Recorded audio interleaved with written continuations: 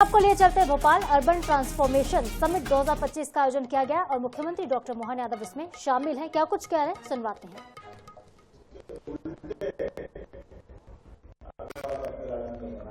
तो केवल एग्रीकल्चर में सभी सेक्टर में समान रूप से आयुर्वेदिक कॉलेज की अगर बात करें, 40 साल से हमारे केवल 7 मेडिकल कॉलेज आयुर्वेदिक, लेकिन आज 1 साल के अंदर हमने 8 मेडिकल कॉलेज खोल दिए और 4 पाइपलाइन में एक एक करके पीएम एक्सीलेंस कॉलेज की बात करें तो पूरे प्रदेश के अंदर 55 जिलों के अंदर हमने 55 पीएम एक्सीलेंस कॉलेज खोले।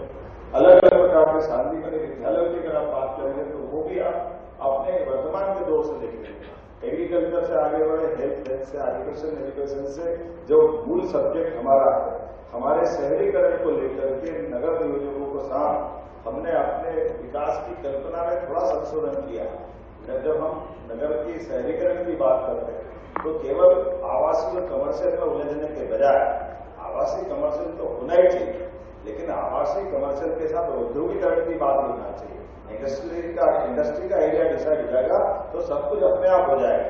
इसीलिए हमने हमारे 2 शहरों के जब मेट्रोपॉलिटन सिटी की कल्पना की तो मेट्रोपॉलिटन सिटी इंदौर उज्जैन के साथ भोपाल के साथ जुड़ा है। तो उज्जैन में जब हम कल्पना कर रहे हैं कि हमारा इंदौर मेट्रोपॉलिटन सिटी का एरिया क्या होना चाहिए, तो पीथमपुर भी हमारे उस प्लान का हिस्सा है, तो उज्जैन के पास का नागदा भी वो हिस्सा है, शाजापुर का मक्सी भी है, तो देवास का पूरा औद्योगिकरण वाला इलाका भी हमारे पास है। उज्जैन की विक्रम उद्योगपुरी भी है। कहने का तात्पर्य कि जो वर्तमान का पीएम मित्र पार्क, ये जैसा पूरे देश के अंदर हमारे 7 पीएम मित्र पार्क बनाने के लिए माननीय प्रधानमंत्री ने 5 साल पहले इनकी स्वीकृति दी, लेकिन मुझे खुशी है सबसे पहले पीएम मित्र पार्क का भूमि पूजन हमारे अपने प्रदेश के अंदर हुआ है, जिसके लिए माननीय प्रधानमंत्री ने स्वयं कहा। इनके माध्यम से 2100 एकड़ से बड़ा एक बहुत बड़ा कैंपस और ऐसा एक कैंपस है जिसके विकास का भूमि पूजन तो प्रधानमंत्री ने किए ही। उससे बड़ी और एक बात, ये उससे बड़ी बात इस तरह से है कि जो हम पीएम मित्र पार्क में अभी मूल अधोसंरचना के काम करेंगे, जिसके आधार पर हम अपनी पाइपलाइन डालेंगे, सड़क बनाएंगे, वहीं हमने इस इंडस्ट्रियल बेल्ट में लगने वाली इंडस्ट्रियों के लैंड अलॉटमेंट के पत्र भी दे दिए कि समान रूप से आप अपनी फैक्ट्री बनाते रहो, हम आपकी बाकी सुविधा बनाते रहेंगे। तो एक साथ दोनों जब कंप्लीट होंगे तो कोई ऐसी जरूरत नहीं पड़ेगी कि आप प्लांट डेवलपमेंट होंगे अब इंडस्ट्री वाले आएंगे, इसकी आवश्यकता नहीं। हमारे सबके लिए वर्तमान में यशस्वी प्रधानमंत्री के नेतृत्व एक एक काम इसी प्रकार से जोड़ करके देखे जा रहा है, जिसके आधार पर भविष्य की हमारी जो छलांग लगाने का समय है यशस्वी प्रधानमंत्री के नेतृत्व। जैसे अभी आपसे मैं बात कर रहा हूँ तो ये जो एरिया की बात अगर हमने कही, एक एरिया भी इस प्रकार से जोड़ा गया है इंदौर मेट्रोपॉलिटन का कि जिसके माध्यम से हमारे देखने के लिए इंदौर, उज्जैन, देवास, धार, शाजापुर का मक्सी और उसी के साथ साथ देवास के पास से होता हुआ जो इंदौर का हमारा एरिया है वो सोनगंज के आगे आस्था तक आ रहा है और उसी की समानांतर रूप से भोपाल का भी हमारा इलाका जिसमें नवदापुरम, रायसेन, विदिशा, सीहोर, भोपाल ये उठा करके आस्था तक ले जाएगा। अर्थात दोनों भी ट्विन सिटी के तरह विकसित होंगे। 2 महानगर एक तरह से भविष्य में नजदीक आकर के किस प्रकार से बढ़ेंगे, ये सब सुनियोजित प्लानिंग के अंतर्गत हो रहा है।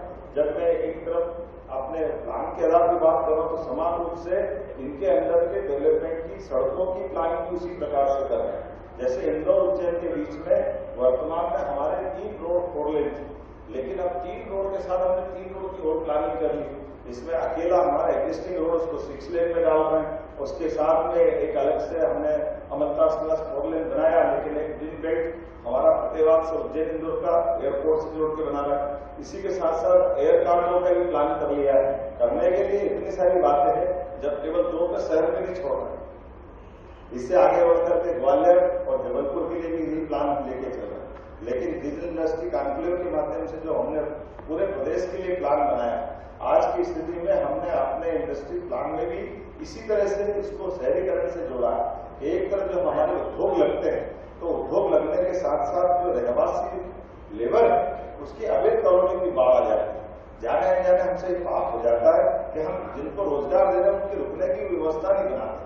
तो हमने अपने प्लान में संशोधन करके ये प्लान भी रखा है कि आप जहां हमारा इंडस्ट्री प्लान बनेगा उससे जोड़ करके बाकी की जो आवश्यकता उस प्रकार के भी आवास को कैसे जोड़े, उसका व्यवसायीकरण वाला हिस्सा भी कैसे ले। अर्थात ये अलग अलग नहीं है, कोई दुश्मन नहीं है एक दूसरे, ये सब इससे जोड़ करके देखे जा सकते हैं।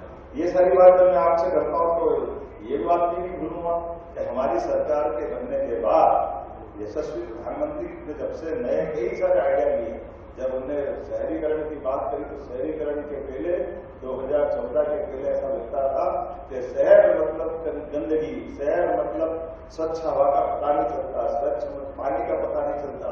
लेकिन हमको इस बात का आनंद है कि सबसे ज्यादा बार सबसे स्वच्छ शहर का दर्जा भी किसी को मिला है, हमारे राज्य इंदौर को मिला है।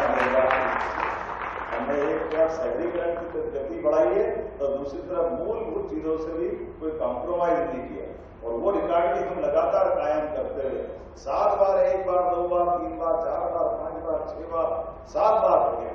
समंदर भी 7 समंदर पार के रहता है, इसके आगे तो बचता है।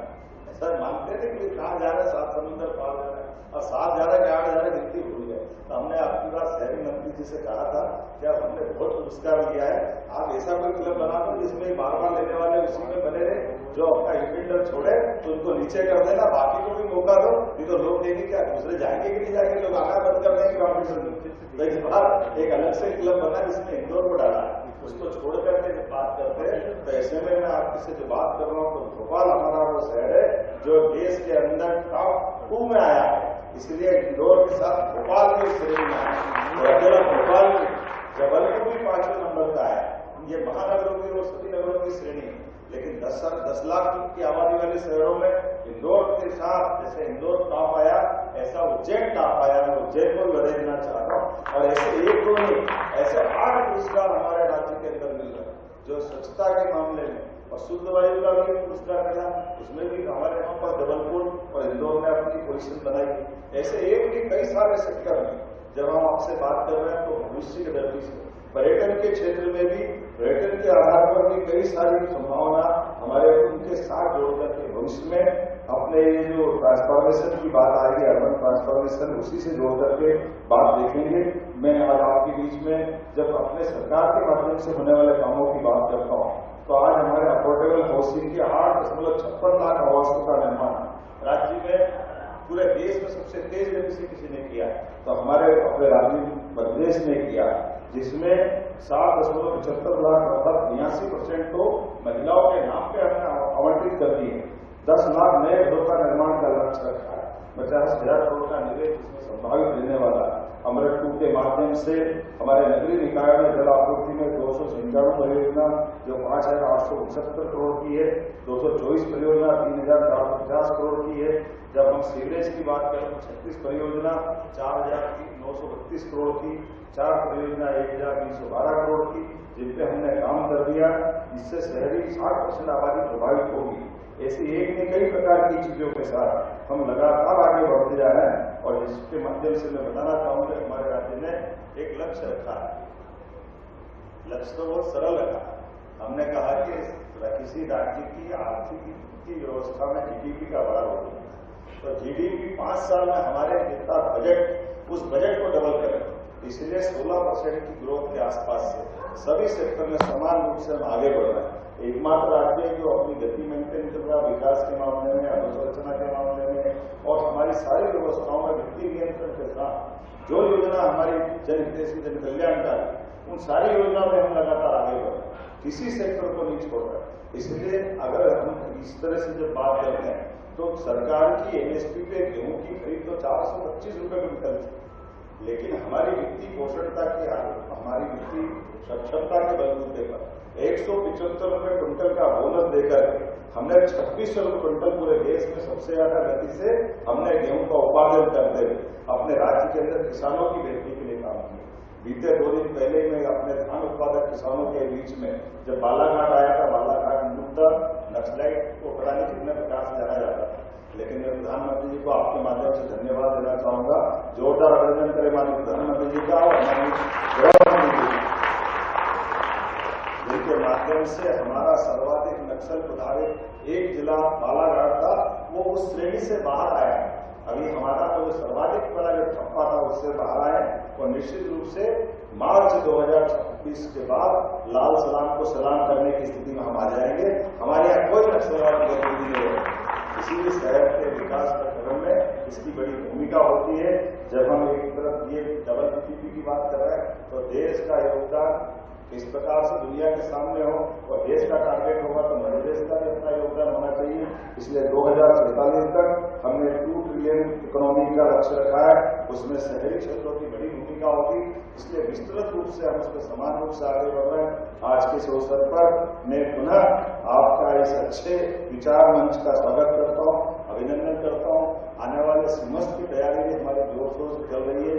जितने प्रकार के काम हो सकते हैं, सिमस्त केवल उज्जैन का नहीं, यह हमारे पश्चिमी मध्य प्रदेश के कई सारे शहरों का, भोपाल से प्रभावित होकर के हमारे बॉर्डर के सभी जिले, चाहे खंडवा हो, मंदसौर हो, रतलाम हो, अन्य राज्यों से लगे हुए इलाके से लेकर के पूरे मालवा को प्रभावित करने वाला है। ऐसे में हमारे सभी जिलों करके भविष्य का एक विश्व स्तरीय जो मेला होने वाला है, उस पर भी हम बहुत अच्छे से काम कर रहे हैं। हमारे इन्हीं कामों के बलबूते पर आप कभी अंदाज लगा लो, पूरे देश का कोई ऐसा राज्य होगा हमारी सबसे शहरीकरण की सबसे छोटी इकाई नगर परिषद होती, नगर पालिका से भी छोटी। आप ऐसी नगर पालिका पूरे देश में कहीं पाएंगे? नगर पालिका परिषद क्या होना चाहिए? एयरपोर्ट, हमारी नगर परिषद में एयरपोर्ट है। रेलवे स्टेशन होना चाहिए, हमारी नगर परिषद में रेलवे स्टेशन है। 5 स्टार होटल सोच सकते हैं नगर परिषद में, हमारा राज्य की एक नगर परिषद में 5 स्टार होटल और एक नहीं 4 ऐसी नगर परिषद, यूनेस्को की धरोहर खजुराहो नगर परिषद जिसकी आबादी 10,000 से भी कम, लेकिन वहां वो सारी चीजें, अंतर्राष्ट्रीय स्तर का एयरपोर्ट, हमारे रेलवे स्टेशन, ये जैसे मैंने 5 स्टार होटलें बताई, आबादी भले ही नहीं हो, लेकिन वो सब है जो एक बड़े से बड़े महानगर में लोग सपना देखते हैं। तो आइए हम सब मिलकर मध्य प्रदेश की प्रगति में आप सबका भी योगदान चाहते हुए मेरी बात को विराम देता हूँ। बहुत बहुत धन्यवाद। भारत माता की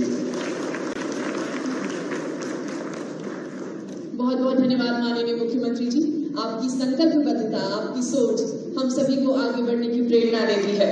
और अब मैं मंच पर आमंत्रित करना चाहूंगी श्री भरत आस्थाना जी, इकोनॉमिक।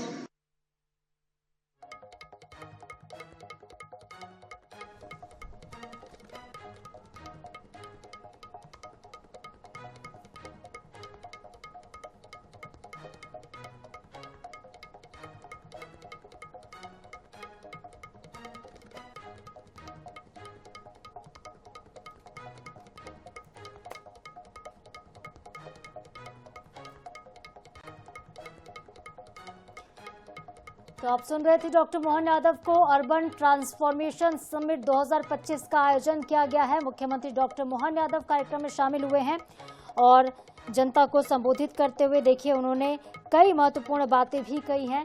किस तरीके से अब जो व्यवस्थाएं हैं बदल रही हैं, इंफ्रास्ट्रक्चर मध्य प्रदेश का बदल रहा है और मेट्रोपॉलिटन सिटी भी बनाने की तैयारी भोपाल, इंदौर को, और प्रगति के पथ पर, विकास के पथ पर मध्य प्रदेश लगातार अग्रसर है।